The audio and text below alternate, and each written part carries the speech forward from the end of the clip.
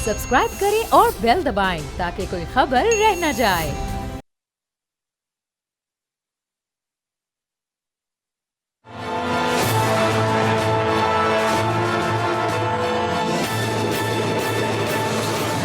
अस्सलाम वालेकुम, मैं हूं बाब जहांगीर। आप देख रहे हैं तज़किया का ईद स्पेशल शो। तमाम देखने वालों को ईद की बहुत बहुत मुबारकबाद। और चूँकि ईद का मौका बड़ा ख़ास होता है तो हम भी ईद के मौके पर ख़ास मेहमानों की आपसे मुलाकात करवाते हैं। वो ईद किस तरह मनाते हैं, आम ज़िंदगी उनकी कैसी है, और जो मुख्तलिफ़ शोबों के एक्सपर्ट होते हैं, जो अपने अपने शोबों के तजुर्बेकार लोग होते हैं, फिर ज़ाहिर है उनकी ईद दीगर आम लोगों की ईद से कितनी मुख्तलिफ होती है। ख़ास तौर पर जो सियासतदान हैं वो बड़ी मसरूफ़ ईद गुजारते हैं, चूँकि अपने हलकों में भी उन्हें रहना होता है, अपने लोगों से भी इन टच रहना होता है, लोग उनसे मिलने भी आते हैं, उन्हें भी लोगों में मिलने जाना पड़ता है। तो पाकिस्तान की तारीख़ के एक बहुत ही सीनियर सियासतदान अवामी मुस्लिम लीग के सरबराह शेख रशीद अहमद साहब हमारे साथ मौजूद हैं। शेख साहब, ईद के इस खास मौके पर आपने वक्त दिया, बहुत बहुत शुक्रिया। ईद मुबारक हो आपको भी, आपके सारे अमले को भी, आपके सारे स्टाफ को भी, सारे पाकिस्तान को और आलम इस्लाम को ईद मुबारक मेरी तरफ से। खैर मुबारक शेख साहब, खैर मुबारक।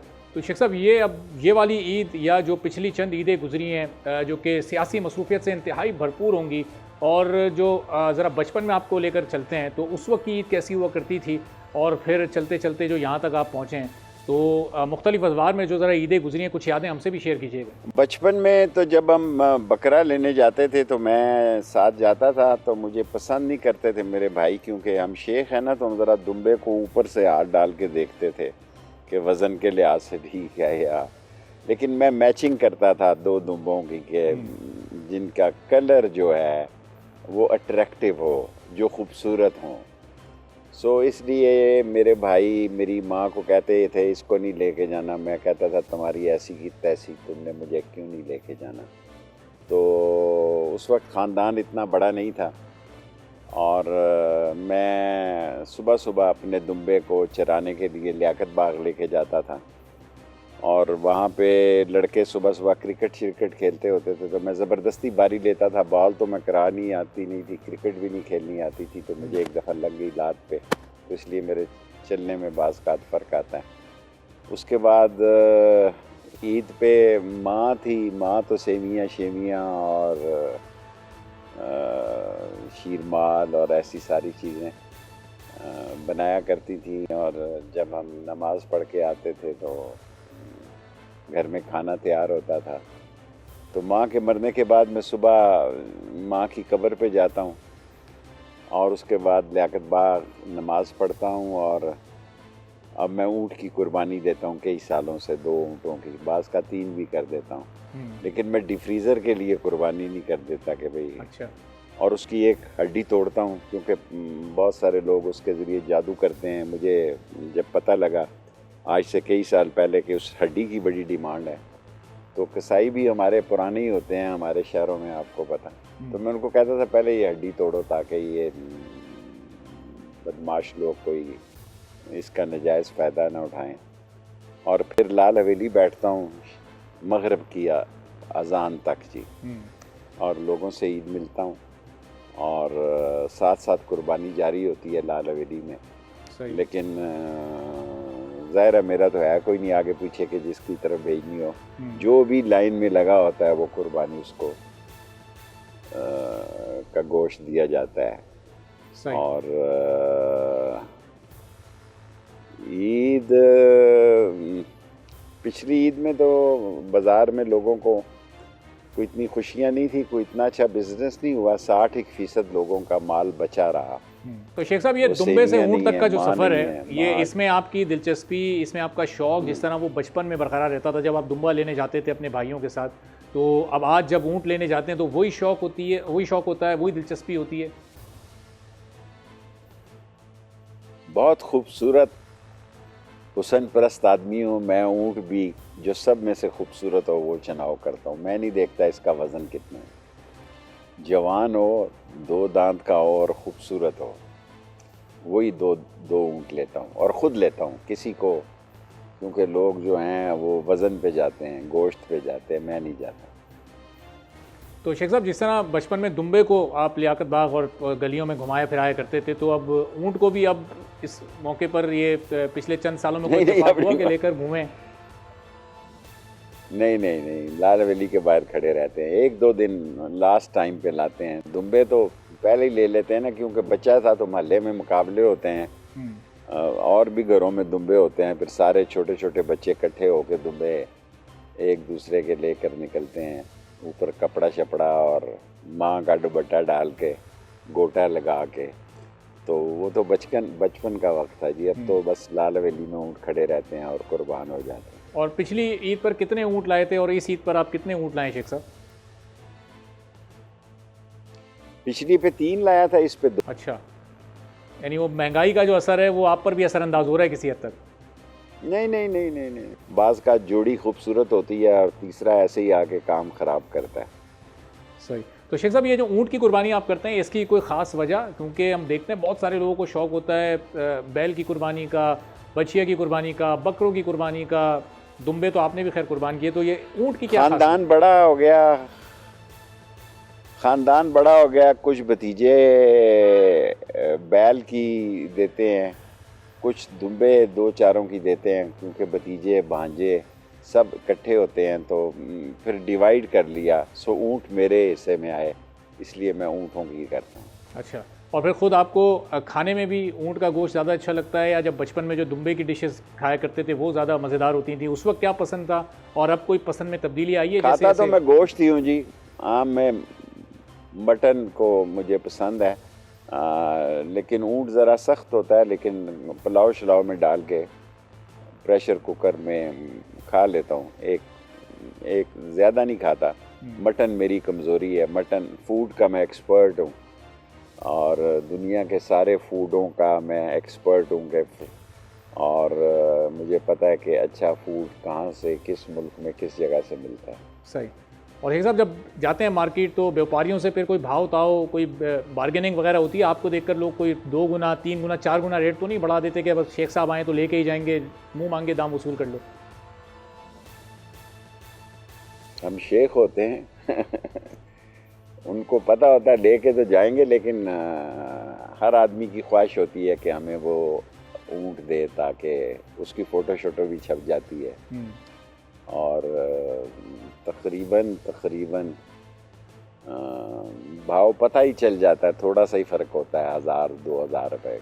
अच्छा, लेकिन वो इस बार हमने पिछले दिनों देखा कि जैसे जैसे अब ये साल गुजरता जाता है, ये मंडी में हम जानवर की कीमत, चाहे ऊँट हो चाहे गाय बछिया हो, वो बढ़ती जाती है, वो पिछले से कई फ़ीसद बढ़ जाती है। तो ये तो रुकने का नाम ही नहीं ले रही है शेख साहब।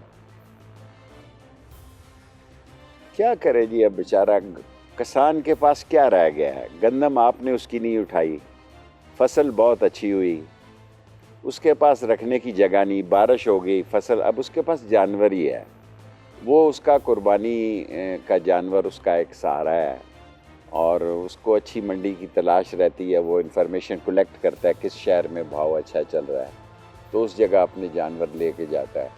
और बाज़ तो ऐसे लोग होते हैं कि उस गांव में जाके या उस शहर में जाके, छोटे छोटे जो शहर हैं गांव के, वहाँ के जानवर ख़रीद के ले आते हैं और अपना कमीशन रखते हैं बीच में। तो शेख साहब, कोई इत्तेफाक ऐसा रहा ज़िंदगी में कभी कि महीनों पहले किसी जानवर को ख़रीदा हो, फिर उसको उसकी खिदमत की हो, उसको पाला हो, बड़ा किया हो और फिर उसको कुर्बान किया हो, या फिर हमेशा से ये सिलसिला, ये रिवायत रही है कि बस 2-4 दिन पहले लाए और फिर उसको कुर्बान कर दिया? बचपन में तो ऐसे ही था जी। बचपन में तो लड़ाई होती थी घर में। मैं जब ना भी ख़रीदना हो तो मंडी चला जाता था, अपनी माँ को आको कहता था कि वहाँ बड़े अच्छे 2 दुम्बे हैं। तो मेरी माँ कहती थी अब हाली बड़ा टाइम है। तो ऊँट अब तो नहीं है, उसकी हिफाजत भी करनी पड़ती है, क्योंकि आजकल तो आपको पता है जो हालात हैं मेरे शहर में, तो लोग जनाजा गाहों को लूट रहे हैं। जनाजा पढ़ के सलाम फेरते हैं तो साथ ही 4 गनमैन आ जाते हैं। फजर की नमाज में लोग जा ही नहीं रहे। सो ऊँट खोलना तो बड़ा आसान काम है। सो 2 बंदे उसकी हिफाजत के लिए भी चाहिए होंगे, रात को खोल के ही न ले जाए। क्योंकि अब तो छीना झपटी और मार कुटाई और लूट मार का मसला बहुत ज़्यादा है। सो मैंने कभी ख्वाब में भी तसव्वुर नहीं किया था कि मेरे शहर में अभी परसों एक जनाजे को, पूरे के पूरे जनाजे को लूट लिया 4 आदमियों ने, अल्लाह, और सारे मोबाइल फ़ोन और करेंसी। और सो जनाजा गया, यानी जनाजे भी महफूज नहीं। और अब लोग कोई बूढ़े बूढ़े जो आखिरी उम्र में है वो शायद मस्जिदों में जा रहे हैं फजर की नमाज में, वरना लोग नहीं जा रहे। और शेख साहब यहाँ कराची में भी सूरत हाल मुख्तलिफ नहीं है, बल्कि इससे ज़्यादा ही हालात ख़राब हैं। हम रोज़ CCTV फुटेजेस देख रहे होते हैं, बकरे की रस्सी तोड़ के बकरा चोरी कर लिया, गाय की रस्सी तोड़ के ले गए और उसको चुरा लिया। तो अब ये कुर्बानी के जानवर भी कराची में फिर भी फायर शायर करते हैं, वो चोर को लगने की बजाय किसी चौकीदार को लग जाता है। जी जी। लेकिन हमारे यहाँ फायर का भी क्योंकि इतना मसला नहीं है, और मैं सब लोगों को लाल हवेली में एक ही चीज़ कहता हूँ कि यार मोबाइल फ़ोन की खातिर अपनी जान न ज़ाया करो। पता नहीं क्या क्रेज़ है कि चोर जो है वो मोबाइल फ़ोन नहीं छोड़ता। मैं हर एक को यही पैगाम देता हूँ कि यार जान से मोबाइल फ़ोन अजीज़ नहीं है। बाज़ लोगों के की जान है मोबाइल फ़ोन में, वो नौजुबिल्ला किसी से इतना नहीं डरते जितना चाहते किसी को, जितना वो मोबाइल फ़ोन को चाहते। और ये अगर चोरी किए हुए छीने हुए मोबाइल फ़ोन बिकना बंद हो जाए शेख साहब मार्केटों में, तो शायद काफ़ी हद तक कमी आ जाए ये जो जराइम हो रहे हैं, स्ट्रीट क्राइम्स। मुझे नहीं पता, मैं तो हमारे मोहल्लों में तो पुलिस वालों को घर किराए पे कोई नहीं देता है। पुलिस से इतनी नफरत है, कोई थाने में जाता नहीं। 1% केस जाता है थाने में सिर्फ चोरी और डकैती का। इवन लाल हवेली के गिरदो नवा जो हैं जी, वो भी महफूज नहीं है। जहाँ हम बैठे हुए हैं, हमारी सिक्योरिटी बैठी हुई है, लोग लूटते हुए अब डरते नहीं हैं जी। लोग नहीं डर रहे किसी से भी। बिल्कुल हालात ऐसे हैं शेख साहब पूरे मुल्क के कि हम गुफ्तगू हम शुरू देखें बकरा ईद पर और कुर्बानी पर, और फिर वो जराइम और क्राइम की तरफ निकल जाती है। तो ये शेख साहब, ये जब बचपन में दुम्बा आप लेने जाते थे बड़े शौक से भाइयों के साथ, तो ये बताएं कि पहली बार ऊँट की कुर्बानी कब की? हम जब से आपको सियासत में देख रहे हैं पिछले कई सालों से, तो हम ये देखते आ रहे हैं कि लाल हवेली पर ऊँट ही कुर्बान होते हैं। तो ये पहली बार कब हुआ और उसकी क्या वजह थी? कुछ 10-12 साल पहले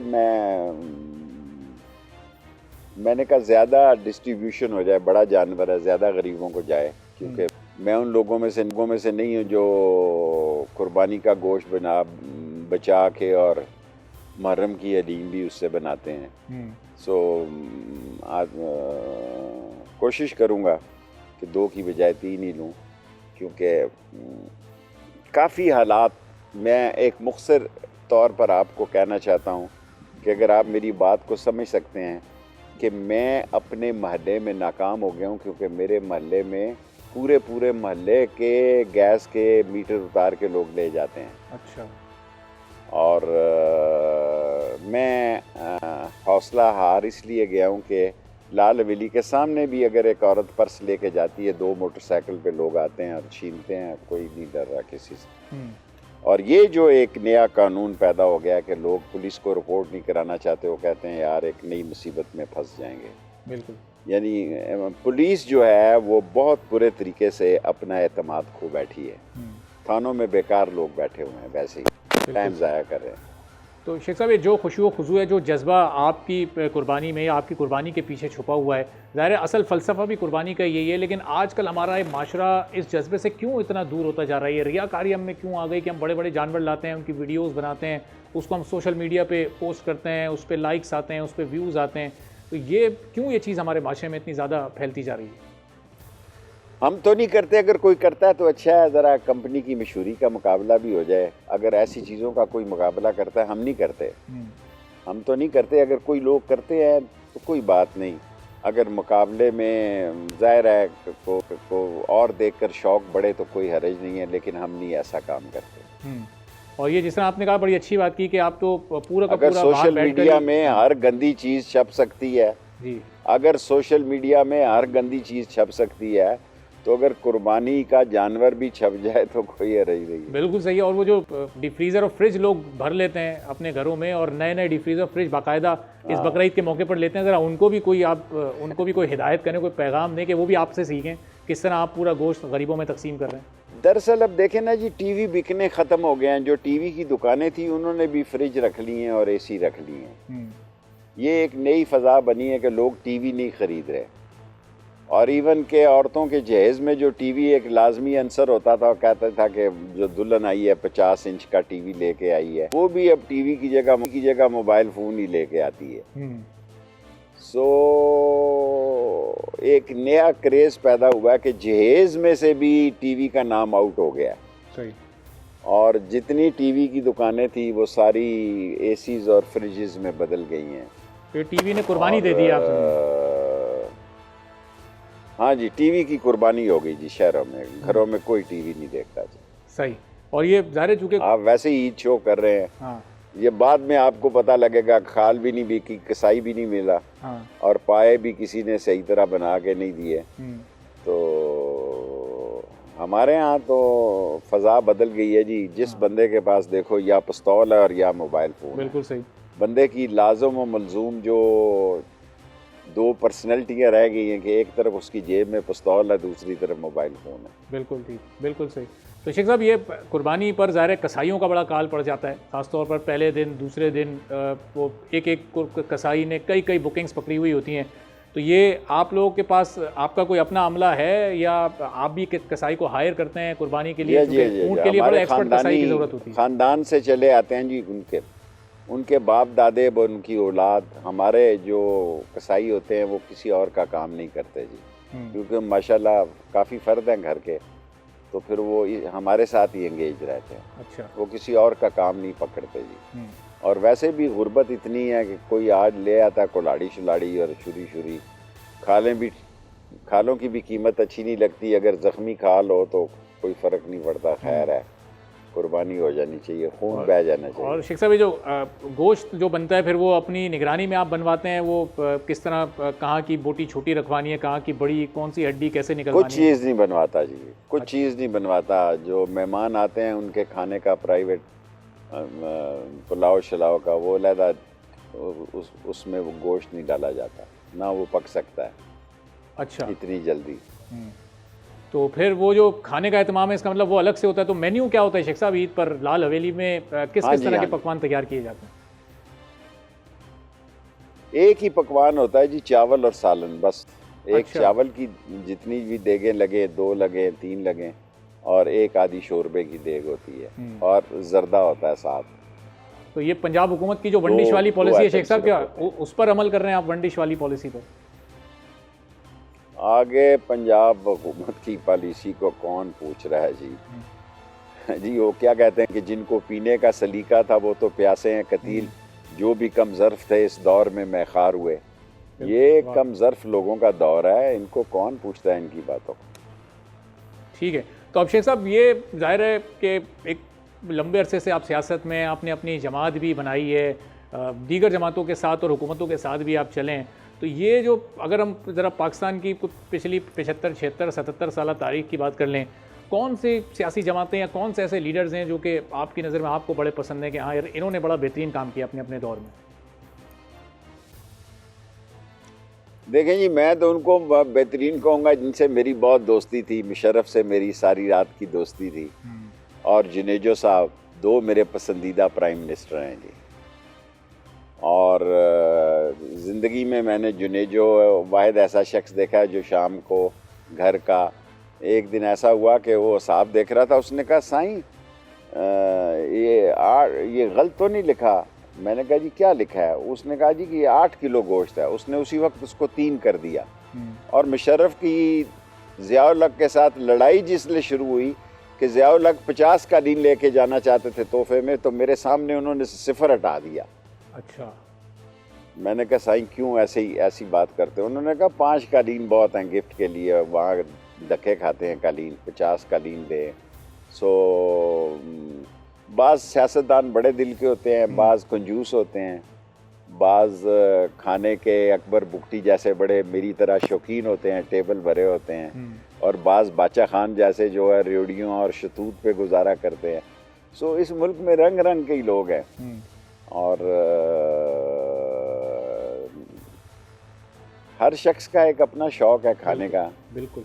और शेख साहब जिस वक्त की आप बात करें उस वक्त तो खासा सस्ता दौर था, तो उसके बावजूद भी वो 50 में से 0 हटा के 5 कर दिए, तो बड़ी म्याना रवि से चलते थे इसका मतलब माजी के सियासतदान। जी हाँ, जुनेजो बड़े अजीब इंसान थे जी।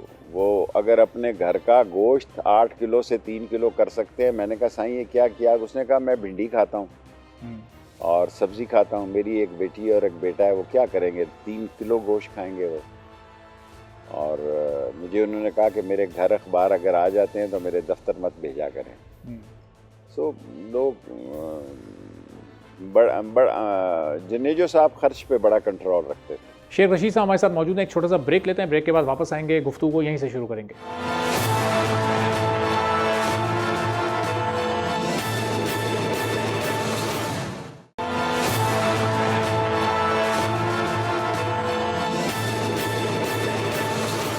एक बार फिर प्रोग्राम में आपको खुशामदीद कहेंगे। अवामी मुस्लिम लीग के सरबराह पाकिस्तान के सीनियर सियासतदान शेख रशीद साहब हमारे साथ मौजूद हैं।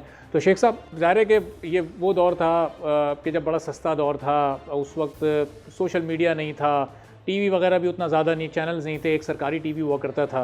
तो उस वक्त हम उस वक्त तो टीवी देखे जाते थे, वो सरकारी टीवी होता था, लेकिन तो टीवी देखे जाते थे। टीवी सर, सरकारी टीवी, जब मैं वज़ीर बना तो उस वक्त सरकारी टीवी था, पीटीवी था, लेकिन जो बाहर हम जाते हैं तो हर आदमी रिक्वेस्ट करता था, यार खुदा के लिए मेरी तरफ झलक मरवा देना ताकि मेरे हल्के को पता लगे मैं भी टूर में हूँ।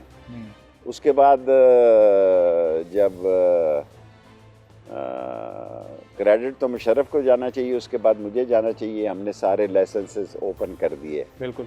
पहले तो मैंने थोड़े से पैसों से किए, वो इतनी दरखास्तें आ गई कि मुझे पैसे 10 गुना ज़्यादा करने पड़े। और जिनके अखबार थे उनको टीवी नहीं दिए जा रहे थे, लेकिन मुशर्रफ ने फिर फैसला किया कि नहीं दो भाई, जब अखबार पढ़ रहा आम आदमी तो टीवी भी देखे। सही। सो सिर्फ एक चैनल को नहीं देना चाहते थे, लेकिन मैंने उस चैनल को भी लाइसेंस की इजाज़त दी। अच्छा, चलें, ये तो आपका बड़ा दिल था, बड़ा पन था कि आपने उसको भी इजाज़त दी। तो अब शेख साहब, वो जो अखबार वाला दौर था और सिर्फ एक चैनल वाला, सरकारी टीवी वाला, उस दौर में सियासत करना निस्बतन आसान था, या ये जो एक चैनल्स का दौर आ गया कि सियासतदान जो बात कर रहा है वो टिकर की सूरत में, ब्रेकिंग न्यूज़ की सूरत में, ख़बर की सूरत में वो ऑन एयर की जा रही है, ये वाला दौर ज़्यादा आपको आसान लगता है सियासी तौर पर? देखें जी, हमारे दौर तो बड़ा मुश्किल दौर था जी। हर कोई ख़बर नहीं लगती थी। हम रात 12-1 बजे उस ज़माने में अखबार जल्दी निकल आते थे। हम इंतज़ार करते थे कि आज किस न्यूज़ एडिटर की बारी है, हमारी ख़बर अंदर लगाएगा, बाहर लगाएगा, नहीं लगाएगा। सो बड़ी ड्यूटी देनी पड़ती थी जी ख़बर के लिए। और फिर टीवी चैनलों की इतनी बहार लग गई कि टीवी चैनल पर इंटरव्यू देने के लिए मैं तो पैसे भी लेता था जी। और शुरू में मैंने काफ़ी रकम इकट्ठी की। तो फिर शेख साहब ये बताएं कि ज़ाहिर है सियासतदान हैं आप, बड़े कामयाब सियासतदान हैं, कई दहाइयों पर मुश्तमिल आपका सियासी करियर है। ये बचपन से ही आपको शौक़ था, करियर आपने समझ लिया था कि सियासतदान ही बनना है, या कोई और भी शौक़ था, अगर सियासत में नहीं आते तो कुछ और भी बन सकते थे? कोई शौक़ नहीं। अच्छा। बचपन में मैं सिल्क का एक्सपर्ट था। मेरा बाप ने बड़े धक्के खाए थे रेशम के काम को, वो समझता था श्रीनगर कश्मीर से आया। अच्छा। फिर मैंने जापान जाके शिम्बाशी डाइची में रेशम का काम सीखा, और मैं पाकिस्तान का सबसे बड़ा एक्सपोर्टर था सिल्क का। अच्छा। जापान में फिर मैं जापान गया तो वहाँ मैंने जापानियों को देखा कि वो जहर शहर स्नेक। फिर मैं नॉर्थ कोरिया चला गया। अच्छा। मैं 6-7 मरतबा फिर मैं स्नेक फार्मिंग में जाना चाहता था। जो मैंने जगह बनाई थी सिल्क के ढांचे, वो मैं सांपों में बदलने लगा था। लेकिन फिर मेरे कुछ और शौक़ बढ़े। फिर मैंने फ़ैसला किया ये सारी चीज़ें बिलाखिर आदमी ने खाक में चले जाना है। फिर मैंने कारोबार बंद कर दिया, दुकानें बना ली अपने।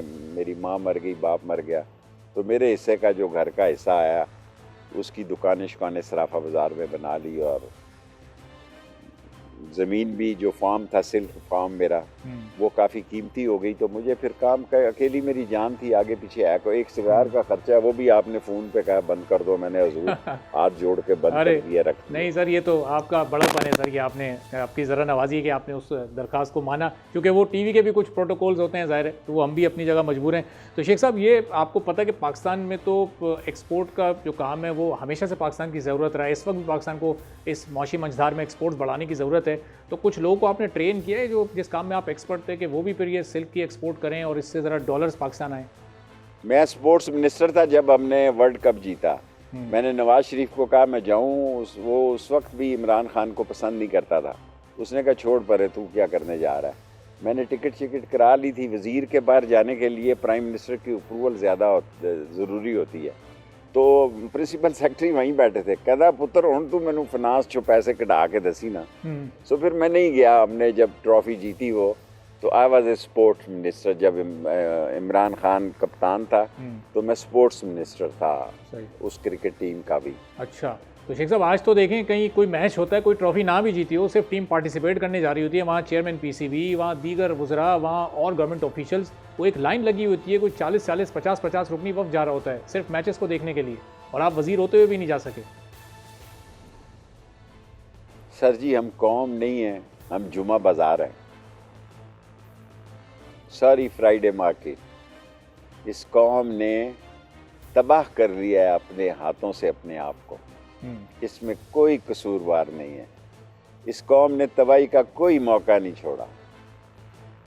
लकीली मैं वाहिद अब उम्र के इस हिस्से में हूँ जिसकी दोस्ती वली खान से इतनी थी कि लोगों ने बड़ी बातें की, बादशाह खान से थी। अकबर बुगटी को कोई जब लोगों ने मुझे थ्रेट किया और मैंने आंखें खोली तो मेरा याया खान ने कोर्ट मार्शल कर दिया, और 20 कोड़े वो मुझे ख्वाजा सफदर ने और चौधरी ज़हुरुल्लाह ने बच्चा समझ के, मैं बच्चा था। फिर इस पाकिस्तान में कोई एक आदमी नहीं जिसने बच्चों की जेल काटी हो। मैंने स्कूल में हरीपुर में बच्चों की जेल काटी 1 साल। अच्छा। लेकिन कोड़े मुझे माफ़ हो गए क्योंकि मैं बच्चा था।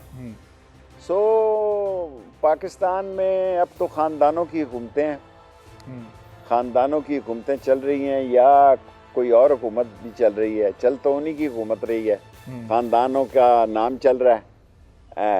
वो इंग्लिश का एक लफ्ज़, इंग्लिश मुझे थोड़ी सी आती है, अगर आप कहें तो एक लफ्ज़ मैं बोल सकता हूँ कि there is a face behind a case. There is always भी मैं इजाफा कर देता हूँ, there is always face behind a case. So ये केस के पीछे फेस है।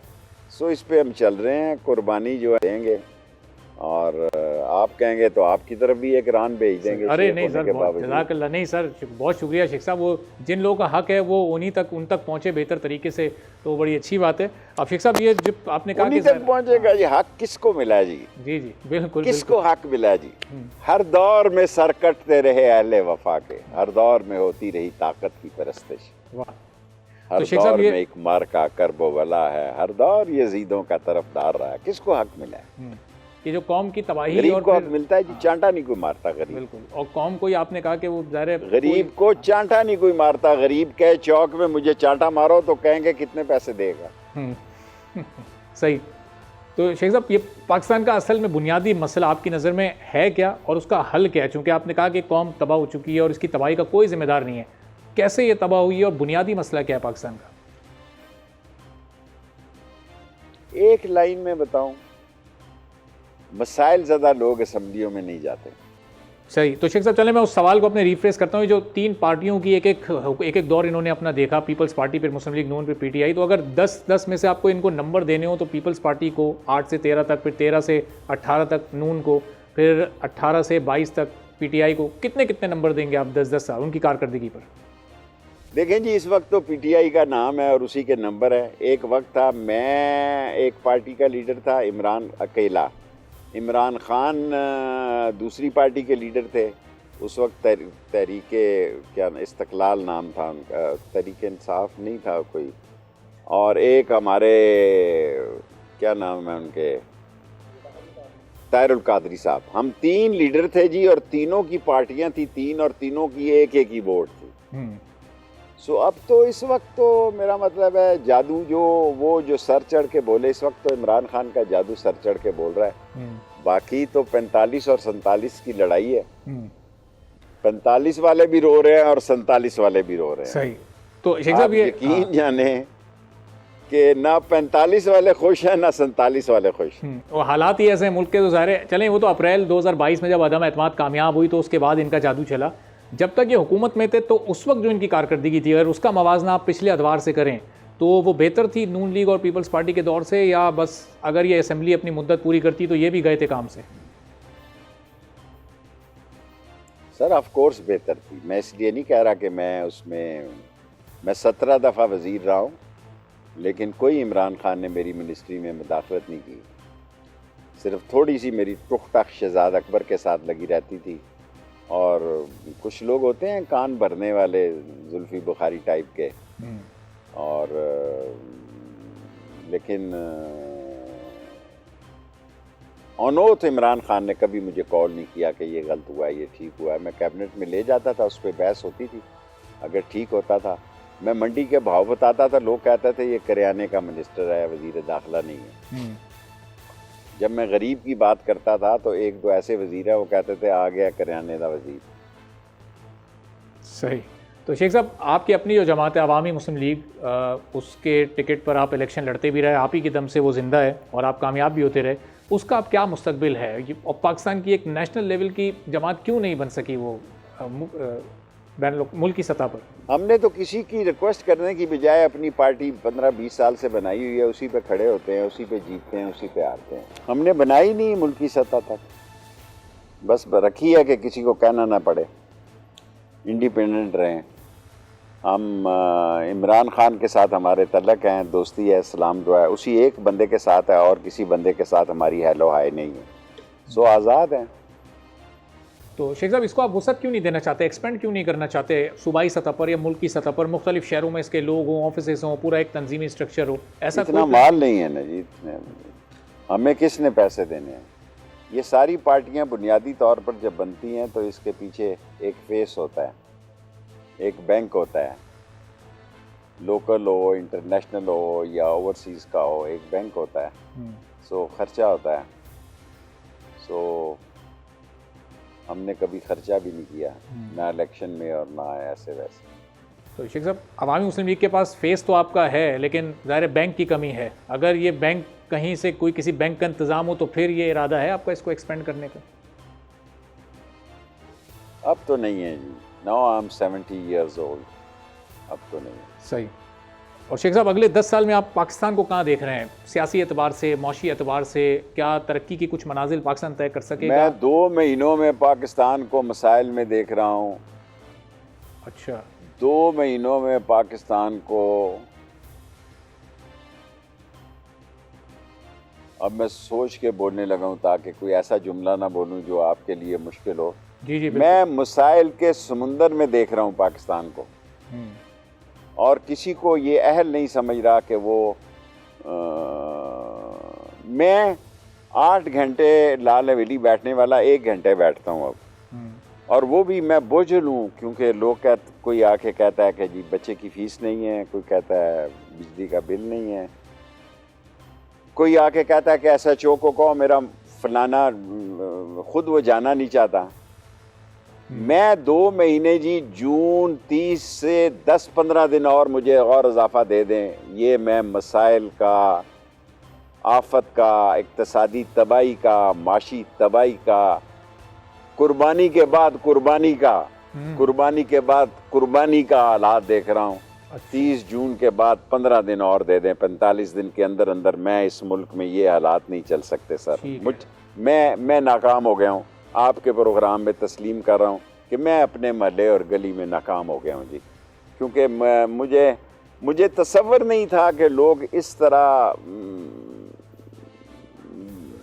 एक दूसरे के माल पर झपटा मारेंगे। और जिस मुल्क में मैं, जहाँ 17 दफ़ा वज़ीर रहा हूँ, वहाँ जनाजा गाह को लूट लिया जाए तो मेरी क्या पर्सनैलिटी है उस शहर में? मस्जिद में लोग फजर की नमाज पढ़ने नहीं जा रहे कि जी कोई पिस्तौल निकालेगा और काम तमाम हो जाएगा। तो बताएं क्या, मैं 1.5 महीने आपको 45 दिन देख रहा हूँ, इसके अंदर अंदर ही नतीजा निकलेगा जो भी निकलना है, अच्छा या बुरा। अच्छा, तो शेख साहब, ये जो मुआशी तबाही है, ये क्या, इसका नुक्ता आगाज़ कहाँ से हुआ? जब से पाकिस्तान वजूद में आए तब से ही मौजूद है? इसको शायद चौथा गियर, ये जो भी पाकिस्तान तहरीक इंसाफ की हुकूमत आई थी, क्या उसमें लगा? क्या उनका भी किसी हद तक इस मुआशी तबाही में किरदार है? मैंने आपसे अर्ज़ की ना, मसाइल ज़्यादा आदमी के लिए जो आदमी बोलता है उसको लोग पागल और बेवकूफ़ समझते हैं। बड़े आदमी जो होते हैं वो हुकूमतें ख़रीदते हैं, टेक्सटाइल ऑप्टिमा के साथ कौन लड़ सकता है? क्या कहूँगा भाई, ईद के दिन का प्रोग्राम कर रहे हैं। कोई सियासी प्रोग्राम होता तो मैं 8-10 शोबों का नाम लेता जो असल हुकूमत जिनकी होती है, बाकी तो सारी कंपनी की मशहूरी के लिए वैसे ही। You know, express train never wait the passenger, you have to reach right time. ये गाड़ी छूट गई है, 45 दिन में आपको कह रहा हूँ इस ईद के प्रोग्राम में कि इसका कट्टी कट्टा निकल आएगा। सही। तो शेख साहब, ज़ाहिर है ईद का प्रोग्राम, इसी मुनासबत से मैं भी कोई हार्ड कोर आपसे वो सियासी सवाल नहीं कर रहा, लेकिन ये 45 दिन में इसका मतलब आवाम मज़ीद मुश्किलात का शिकार हो सकते हैं। ये वही दिन होंगे जब हम IMF को मना रहे हैं कि अगला प्रोग्राम दे दें ताकि हमारे पास कुछ डॉलर्स आ जाएँ, हमारी कुछ मुश्किलात कम हो जाएँ। तो ये इसी तरह हम एक के बाद एक बार IMF के पास भी जाते रहेंगे आने वाले दिनों में। सर IMF का तो सबको पता है कि IMF ने अगर सेल्स टैक्स लग गया तो गरीब कहाँ से देगा 17-18%। 300 का अगर डॉलर हो गया तो घी का, तेल का, देखें असल सूरत हाल क्या है। लोगों की कुव्वत ख़रीद कम हो गई है।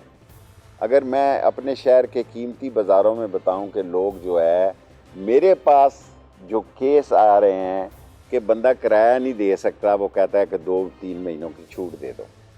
सो मैं लोगों को झपटा झपटी करते देख रहा हूँ, और मैं लोगों के अंदर खींचातानी देख रहा हूँ, और मैं लोगों के अंदर नफ़रत की वो मंजिल देख रहा हूँ जो मेरे ख़िलाफ़ भी उतनी ही हो सकती है जब मैं गाड़ी से गुज़रता हूँ।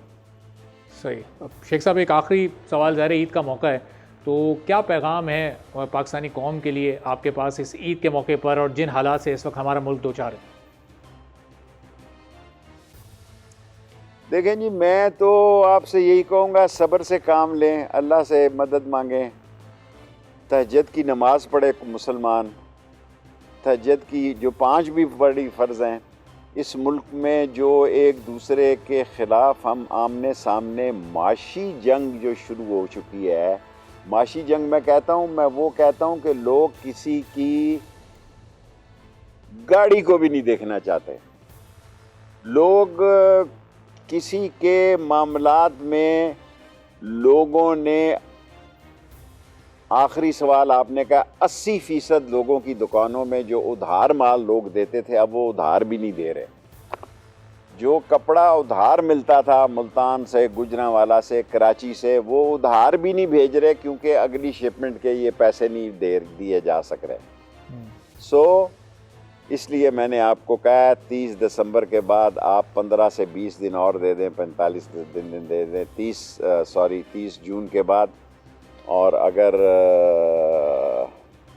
गरीब के बस में हुआ तो वो जिएगा, वरना वो पड़ोसी को भी लूटने से गुरेज नहीं करेगा।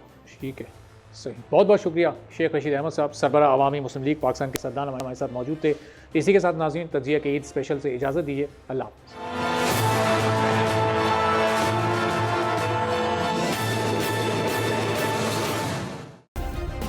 सब्सक्राइब करें और बेल दबाएं ताकि कोई खबर रह न जाए।